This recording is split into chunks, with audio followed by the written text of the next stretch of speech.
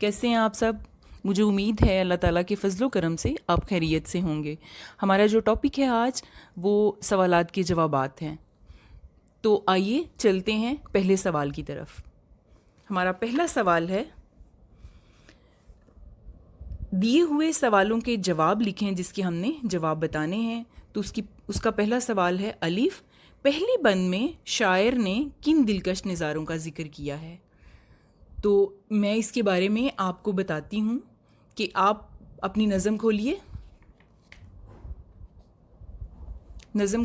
और पहला बंद निकालिए। ये आपके सामने हम्द का पहला बंद मौजूद है। तो इस पहले सवाल का जवाब भी इस पहले बंद में मौजूद है।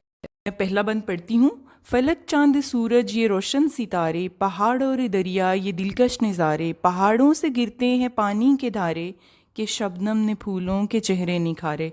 तो देखें, हमारे पहले सवाल का जवाब इस बंद में बहुत आसानी से बयान किया गया है। फलक कहते हैं आसमान को।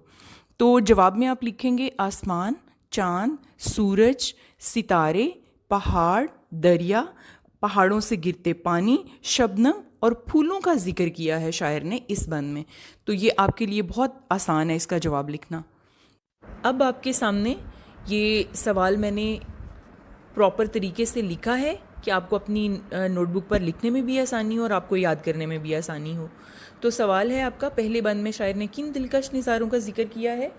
तो इसका जवाब है, पहले बंद में शायर ने आसमान, चांद, सूरज, सितारे, पहाड़, दरिया, पहाड़ों से गिरते पानी, शबनम और फूलों का जिक्र किया है। ये इसका जवाब है। अब आपको मैं दूसरा सवाल जो है वो समझाती हूँ। दूसरा सवाल यानी सवाल नंबर बे है, शायर ने अल्लाह ताला की कारीगरी के हवाले से किन चीज़ों का जिक्र किया है? सवाल के जवाब के लिए मैं आपको हम्द का जो दूसरा बंद है वो पढ़ के सुनाती हूँ। खुदा की हर एक समत जलवा गरी है, कि नूरी फ़िज़ाओं से दुनिया भरी है, हर एक दस्त शादाब खेती हरी है, ये सब मेरे मालिक की कारीगरी है। तो देखें, इस सवाल का जो जवाब है वो इस बंद में मौजूद है कि शायर ने अल्लाह ताला की कारीगरी के हवाले से सबसे पहले ये बताया है कि अल्लाह ताला ने इस दुनिया की फ़िज़ा को नूर से भर दिया है, यानी चारों तरफ अल्लाह ताला का नूर छाया हुआ है। और इसके अलावा जंगल जो हैं वो हरे भरे हैं और सरसब्ज़ खेत हैं। तो इसका जो वो प्रॉपर जवाब है वो लिखा हुआ मैं आपको भी दिखाती हूँ। जी, इस तरह से आपने जो है दूसरे सवाल का जवाब लिखना है कि किन चीज़ों का जो है वो शायर ने ज़िक्र किया है अल्लाह ताला की कारीगरी की वजह से। जी, अब आपके सामने है सवाल नंबर जीम। सवाल नंबर अलीफ और बे का मैं जवाब आपको बता चुकी हूँ। अब सवाल नंबर जीम है, हर एक दश्त शादाब खेती हरी है से क्या मुराद है और ये किस वजह से है?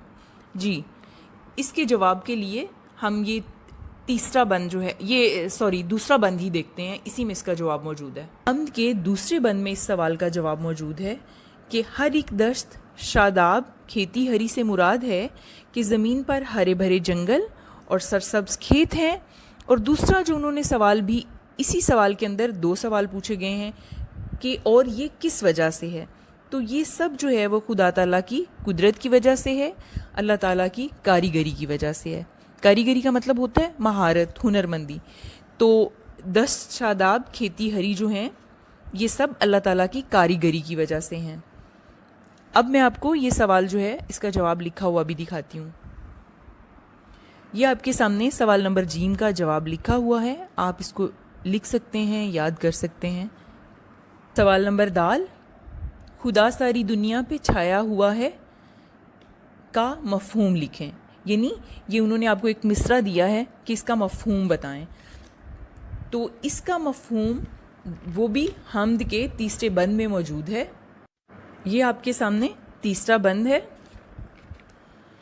जिसमें आप अगर देखें तो सेकंड लास्ट लाइन है कि खुदा सारी दुनिया पे छाया हुआ है। तो हमने इस मिसरे को वजाहत से बयान करना है, इसका मफ़हूम लिखना है। तो इसका मफ़हूम ये है कि अगर ہم زمین کی طرف نظر دوڑائیں. دیکھیں نا زمین کا ہر ایک ذرہ چمکا ہوا ہے, وہ دیکھو کہ سورج بھی نکلا ہوا ہے, جدھر دیکھیے نور پھیلا ہوا ہے, خدا ساری دنیا پہ چھایا ہوا ہے.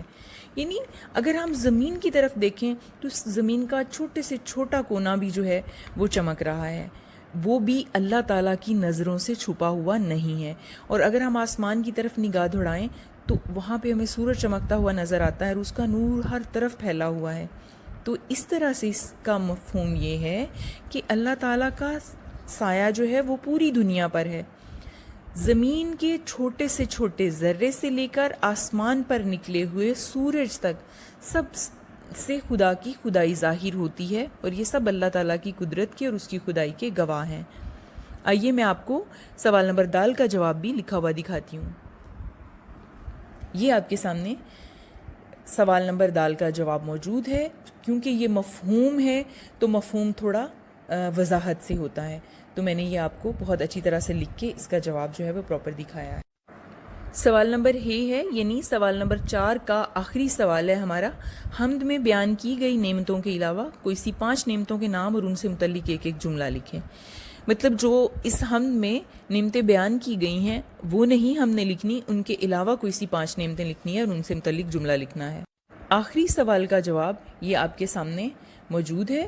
میں نے 5 جو اللہ تعالیٰ کی نعمتیں ہیں وہ لکھی ہیں اور ان کے آگے ان کے جملے بھی بنا دیے ہیں. تو میں آپ کو ایک دفعہ پڑھ کے بتا دیتی ہوں. نمبر 1 ہے درخت, میرے اسکول میں بہت سے درخت ہیں. نمبر 2 جانور, جانوروں کے ساتھ اچھا سلوک کرنا چاہیے. نمبر 3 زبان, اللہ نے ہمیں بولنے کے لیے زبان دی. نمبر 4 ہاتھ, ہمیں دائیں ہاتھ سے کھانا کھانا چاہیے. نمبر 5 گھاس, جانور گھاس بھی کھاتے ہیں. میں نے پوری کوشش کی ہے کہ میں آپ کو بہت آسان جملے جو ہیں وہ سکھاؤں جو آپ کو بہت جلدی یاد ہو جائیں, بلکہ وہ پہلے سے ہی آپ کو کچھ جو ہے وہ سمجھ ہوتی ہے. پھر تھوڑا سا گائیڈ کر دیا جائے تو بچے کو اور جو ہے وہ اس کے لیے جملے وہ لکھنے آسان ہو جاتے ہیں. تو میں نے بہت آسان الفاظ میں سوالات کے جوابات آپ کو سمجھائے ہیں, بہت آسان الفاظ میں آپ کو جملے سکھائے ہیں. مجھے امید ہے کہ آپ اس سے بھرپور فائدہ اٹھائیں گے. بہت شکریہ.